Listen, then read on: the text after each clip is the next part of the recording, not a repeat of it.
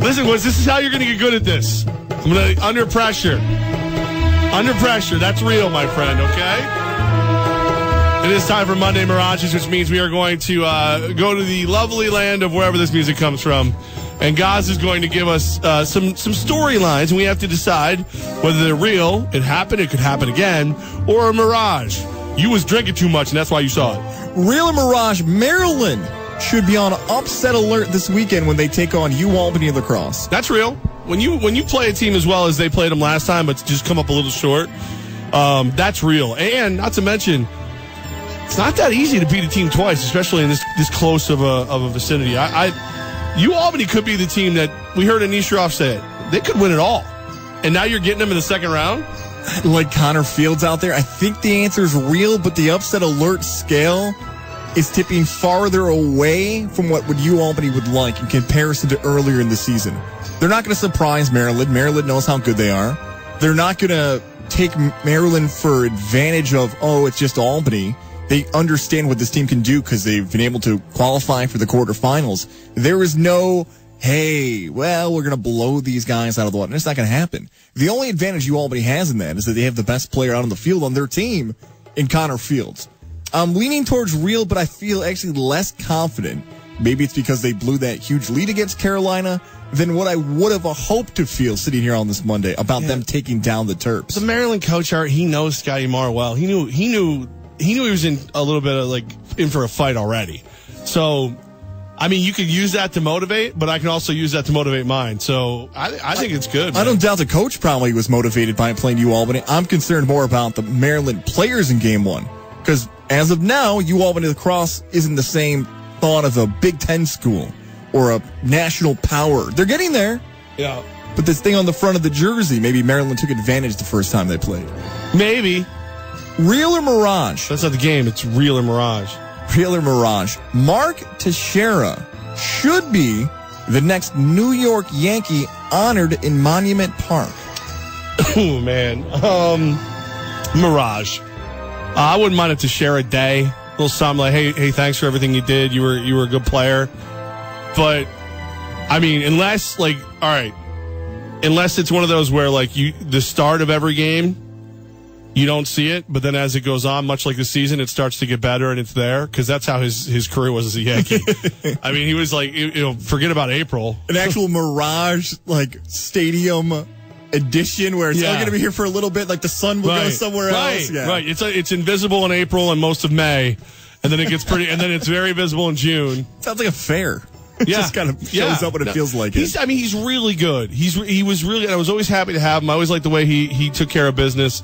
But Mirage, he does not get a monument. Mirage for me as well, and it's hard for me to figure this one out because I thought about Teixeira maybe should have been the choice. Then I thought maybe CeCe Sabathia. And then I wondered, okay, if it's not CeCe and Teixeira, we're just going to be waiting a really long time until it's somebody else who deserves to be out there. Well, remember, I think this falls back to my theory about Cano. I think Cano was supposed to be the next great, but he left. So it's so now you got to wait and see if anybody comes out of this crop of Sanchez, Judge, maybe Harper. And we've gone this long and have not even mentioned Alex Rodriguez. His number, I see Harper. I'm going to get to the Harper thing in a second. A-Rod's not even being mentioned because of everything else that happened. But someone would say, Alex Rodriguez took PEDs. Well, so did Andy Pettit. Yeah, different. It's different because he won more championships and is a part of the core four, or because he's liked by anyone. Yes, both those things. But it shouldn't be it's not a popularity contest. Absolutely it is. Absolutely. No. Absolutely it is. It should be about the great Yankees of all time. So what, Reggie Jackson wasn't popular with his teammates and he's honored? But he was popular with the fans. He was popular with the fans loved him. He was a straw that stirs the drink, baby. He was. Wasn't popular with the media guys either. No. You could have a lot of stories about Reggie Jackson in the media. Real Mirage, the Bryce Harper contract for 2018 is a bad thing for the New York Yankees. What is there? Is there one that says it means nothing? I think Mirage would still be it. Mirage, okay, because okay. If I was going to say real, it's because now Washington and Bryce Harper's people can start working on a long-term deal because they're the only ones who can talk to him, and now they have a year and a half to do it. But Mirage, because he was gonna be there anyway. You know what I mean? Like we knew you were moving, but now we have the lease signed. That's all it is. And then, well, what about 2019? Oh, we have nothing for that. No, you can do whatever you want. Yeah, it's definitely a Mirage. This is a classic moment of people seeing it on the ticker on ESPN and seeing Harper agrees to contract with Nationals, and Yankee fans and maybe even other fans are, no! Well, we lost Harper. No. Relax, everybody. It's the 2019 free agency. That season. You may hear or see the words... We couldn't do diddly, poo. Could be 2018 listed, but remember, it's December of 2018 going to 2019. Right. Has no effect. You're right. It's a Mirage here. Really has no effect on the New York Yankees and Harper. I guarantee it has nothing to do with 2019. Okay. Real and Mirage, Levack. I want people to hear what those words sound like, so they stop saying I say them when I don't. Game 1 of the Western Conference Finals was the closest the San Antonio Spurs will get to beating the Golden State Warriors in one game this series. Real. Kawhi Leonard was their only hope. He's Obi-Wan Kenobi. And now, without him, they're done. They're toast. Can we stop agreeing? Real. I'm with you on this one, too. I think this is going to be a sweep, and Kawhi Leonard, even if he was playing, it'd be hard for me to say, yeah, San Antonio is going to beat Golden State, and here's how. This Golden State team can always come back in a basketball game. They can outshoot a team. They're just flat out better. Yeah, the wins in comparison to last regular season aren't there, but I don't think they cared about that. They care about beating these teams now. That's true. You get that close, 20-some-odd point lead, you can't hang on in the fourth quarter, it's real. Sweep. Golden State's going to go undefeated heading to the NBA Finals. Real and Mirage, Stipe Miocic, the UFC heavyweight champion of the world, is the next star of the UFC. God, I hope so, man. I like everything about him. He's still a firefighter. His only loss in recent history, he avenged it on Saturday. He's so heavy-handed. You know, for anybody who's looking for that next knockout artist, it's him. He's just a beast. So, and again, he's a firefighter in his spare. He still has a real job. You know, yeah. He fights. It's like none of these guys fight in the UFC and they go home and go, you know what I'm going to do? I'm going to put out fires. He's like Batman. He has an alter ego.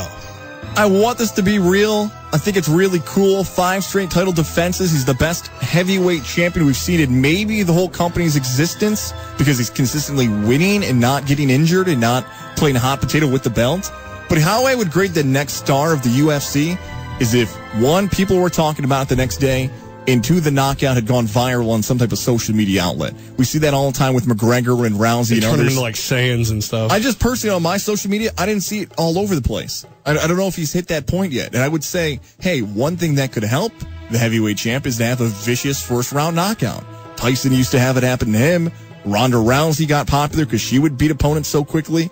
I just didn't see it happen.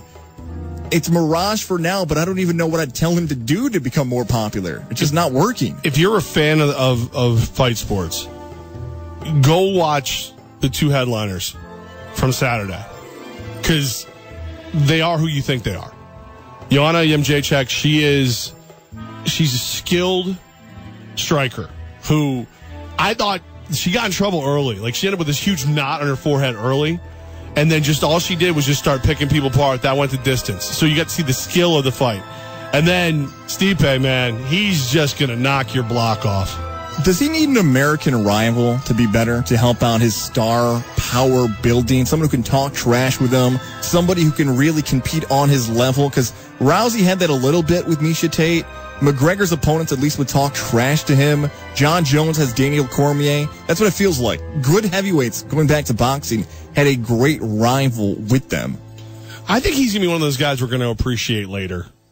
You know what I mean? It's going to be one of those because, kind of like we were saying with Jeter and everything, he doesn't run around telling you how great he is. He goes back home to Cleveland and puts out fires. Quite literally. Yeah. So I think he's one of those that when it's all done and he's got 7 or 8 straight title defenses, everybody's going to look back and go, man, he was pretty good. Last one here. This was really good. Real or Mirage, if you ever give a college commencement speech when you are named Dr. Levack, the speech will be like Will Ferrell's at USC. I would like to think I would definitely steal some of it. Because, if I'm assuming that right now, I I'm thinking about kidnapping Charlie Volcker until I get what I want from UAlbany. So I'm assuming it'll be UAlbany. And they can have him back when I get my doctorate. Do not do that to Charlie. Do not. Mark Benson knows he needs Charlie. I'm helping Charlie, too. He's going to get a raise out of this, I'm sure. I don't think kidnapping someone to get a college degree is the right way to go about it. It's a doctorate. It's a little better than a degree. But Will Ferrell goes out and their thing is like, we are SC. We are SC. I'll be like, UA? We do it up. It would be fun. Would you sing at the end like he did? I would not do that to them. They deserve better. I might bring in someone to sing. I might bring in like a special guest. And now, Brad Paisley. I might do that. If you haven't seen the speech yet, it was absolutely awesome. Check it out online. It's really cool. It may have been actually better than the commencement speaker at Hobart College this week. I don't think that's the case. Yeah, it was Bill Clinton, so. Yeah. And you just wanted to put that out there, huh? It was Bill Clinton. Did you know he was the president of the United States? Did you know he didn't go to Hobart? Spoke at Hobart. He's now going to be known as that, the Hobart commencement speaker, Bill Clinton, rather than president. Do you know the tuition that you're still paying for Hobart paid for him instead of making the school bigger and better? I'm just saying. I'm cheap, too. Give me the doctorate. I'll come do the speech. Trust me, I get my notice all the time. I got to keep paying that thing back. Is that it? That's it, man. Real, it's over. I don't want it to be over. I was having the fun. It's real. I was having the fun, guys. By the way, my answer, I didn't have one there, was real, I guess. If I ever give a commencement speech, hopefully it'll be good. Maybe one day they'll ask me back. I'm available now if the price is right. we got. Listen, I know I joke that we're famish. We got a long way to go before people start inviting us for commencement speeches, buddy. Darn it. I mean, even at Hobart.